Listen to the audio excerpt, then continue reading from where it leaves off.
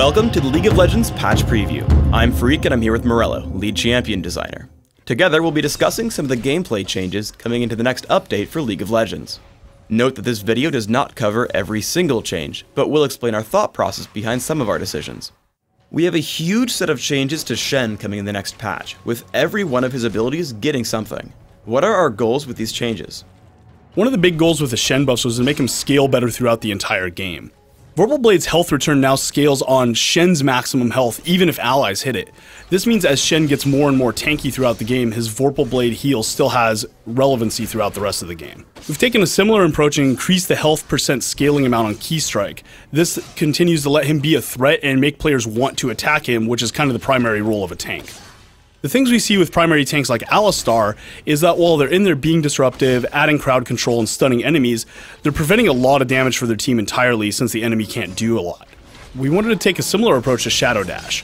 When Shen Shadow Dashes a target, they do reduce damage to Shen for the duration of the taunt. This means that even though they're attacking him, their total damage is still going down through the course of a team fight. One common complaint from Shen players is how constrained his energy was. In longer fights, we wanted to give Shen a way to restore energy if he plays smartly and looks for opportunities to do so. Shadow Dash will now restore energy based on the number of enemy champions taunted.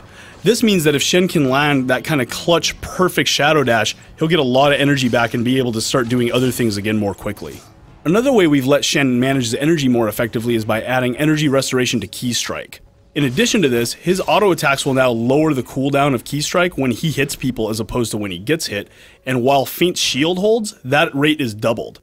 Therefore, if Shen can get in there and really manage all these elements at the same time, he'll be getting energy back much faster than we see currently. Sona has taken the throne for best support champion for a while. We do have some Sona nerfs coming into this patch. How are we bringing her in line? The Sona changes are completely oriented around her early game power.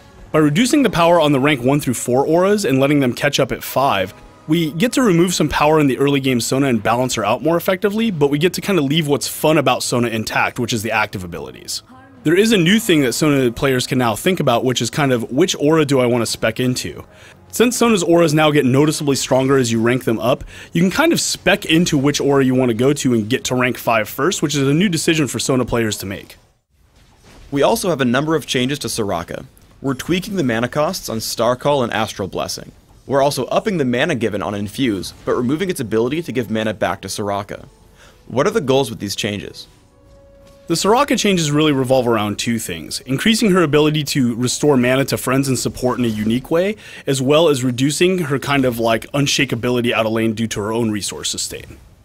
By removing the ability for Soraka to cast Infuse on herself, we make it so that she can't have infinite mana anymore, and therefore those mana costs on her other skills are actually meaningful. The upside to this is that Infuse now restores more mana when used on friends. This is kind of an interesting lane comp kind of decision you can make if you want to really bring Soraka and feed the other guy in your lane mana. We wanted to still make sure that Soraka could zone and harass effectively, so we've lowered the mana cost on Star Call to kind of make up for the Infuse change.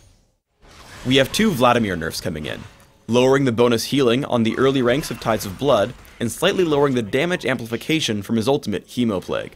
Why are we nerfing Vladimir?